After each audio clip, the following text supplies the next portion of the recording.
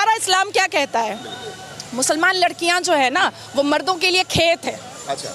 और अपनी खेती में मर्द जब चाहे मुसलमान मर्द वो घुस सकता है। अच्छा। मतलब हम तबेला भी हैं। हाँ। क्योंकि निकाह का मतलब होता है अरबिक में निकाह और इंग्लिश में कॉन्ट्रैक्ट मैरिज। अच्छा। मतलब हम तबेला हैं, हमारे ऊपर कॉन्ट्रैक्ट हो जाता है, एक एमओयू बन जाता है। अच्छा। अब वो साल भर के लिए बना है कि 8 घंटे के लिए बना है कि 9 महीने के लिए बना है वो पता नहीं है।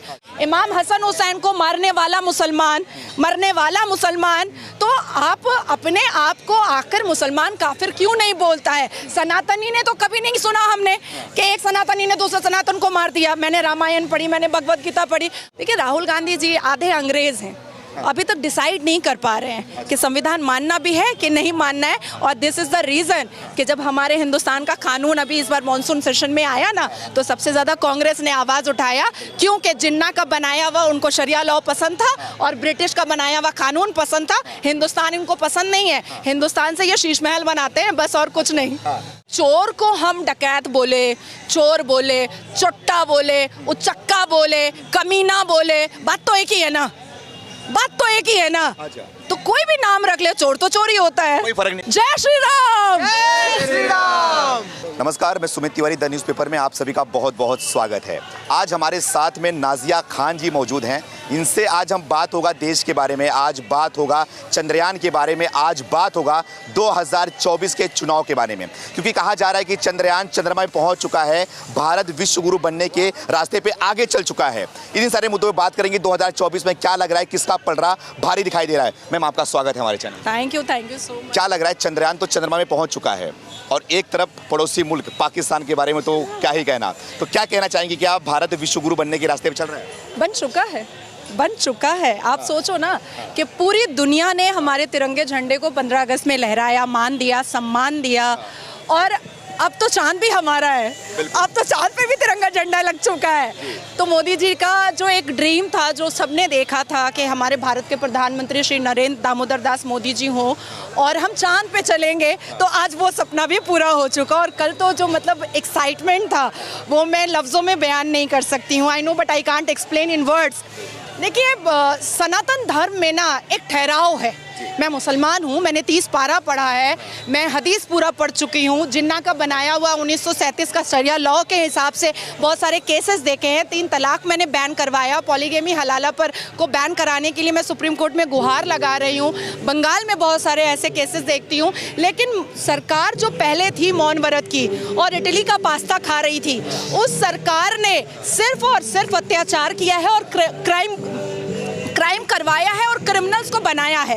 अब क्या हो रहा है ना कि क्रिमिनल्स की ऐसी की तैसी हो रही है। अच्छा। अब क्रिमिनल्स जो है ना वो बिहाइंड द बार जा रहे हैं। हमें भी अब समझ में आ रहा है कि लड़कियां वोकल कैसे हो सकती हैं, लड़कियां आगे कैसे पहुंच सकती हैं। मुसलमान लड़कियों के भी मुंह में जुबान हो सकता है, मुसलमान लड़कियां भी शिक्षित हो सकती हैं, मुसलमान लड़कियां भी अपने अधिकार के लिए लड़ सकती हैं, मुसलमान लड़कियां भी अपने अधिकार के लिए आवाज़ ऊंची कर सकती हैं। ये अब समझ में आ रहा है। अच्छा।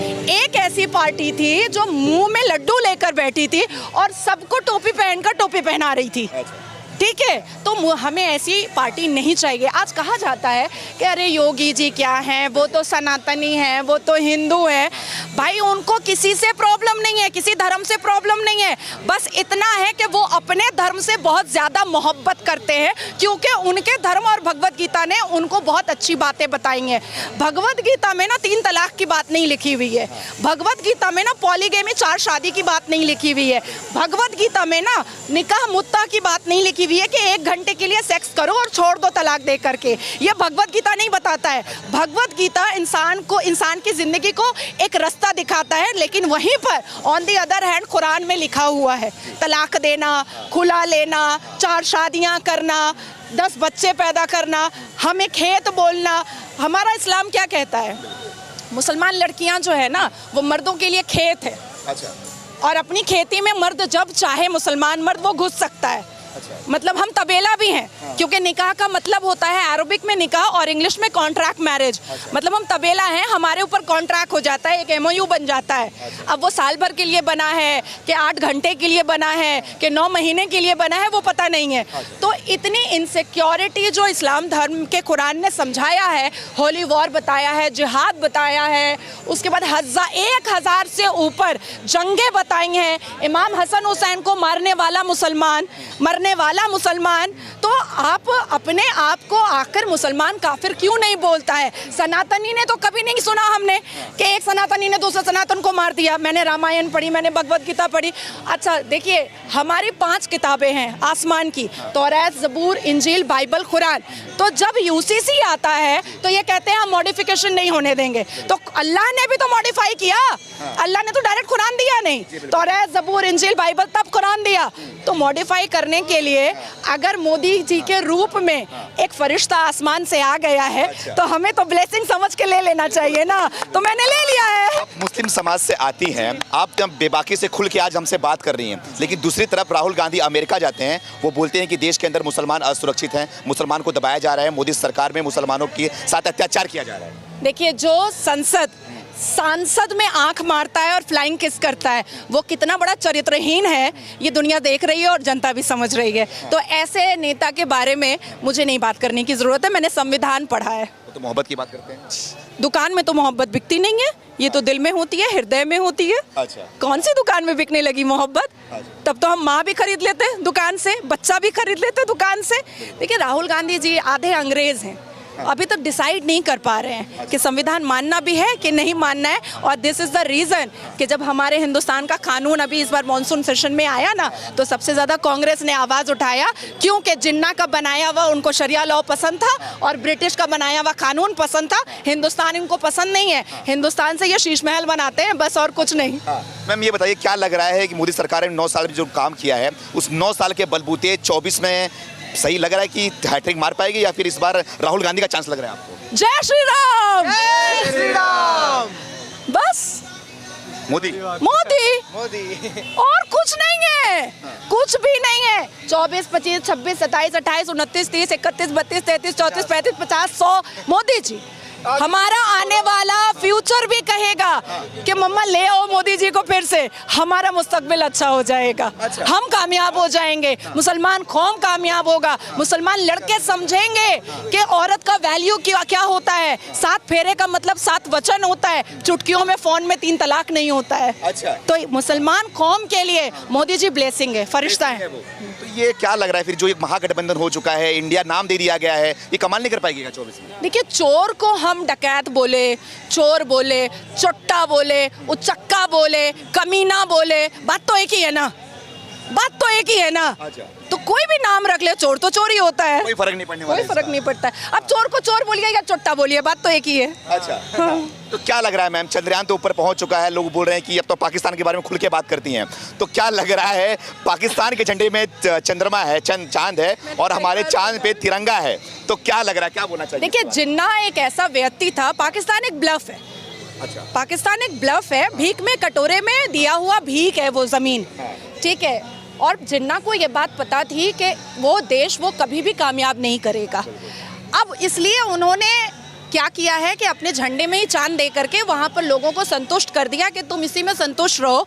और क्योंकि जिन्ना को पता था कि सनातन धर्म कितना वास्ट है और कितना फास्ट है, हम तो चांद पर जाएंगे, ये उसको पता था। इसलिए उस चंद्रमा और सितारा उसने झंडे में दे करके उन लोगों को कहा लॉलीपॉप लो और चुपचाप से बैठो।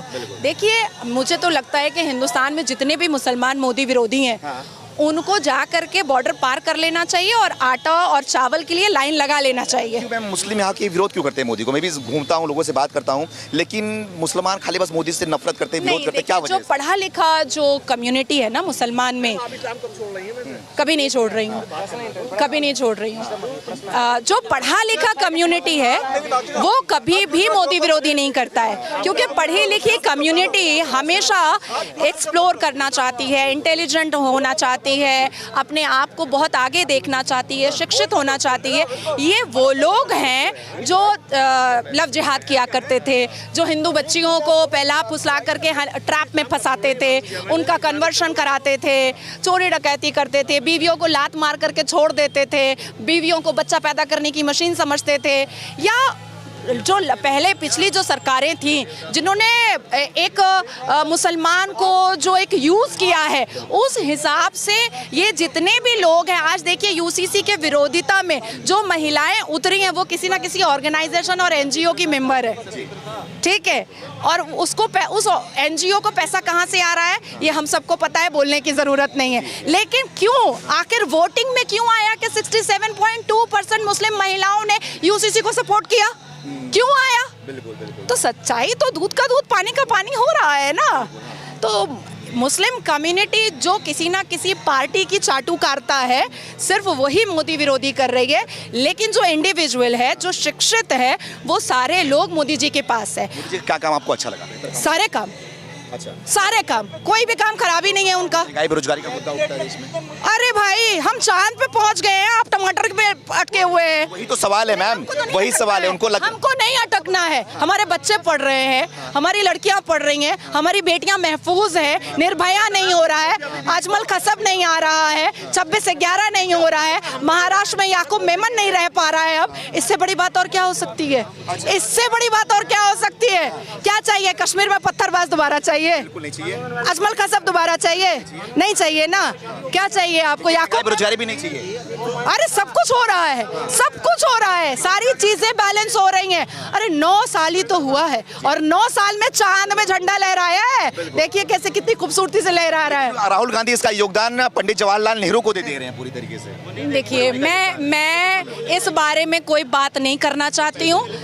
एक व्यक्ति जो अंग्रेजी महिलाओं के सिगरेट पे लाइटर जलाता था, ऐसे व्यक्ति के बारे में मैं बात नहीं करना चाहती। आखिरी सवाल आपसे, आप मुसलमान समाज से आती, लेकिन खुल के जय श्री राम का नारा लगा रही हैं, क्या लग रहा है ये सब कि किसी दबाव में हो रहा है, कर रहे हो क्या आप? हर हर महादेव, हर हर महादेव।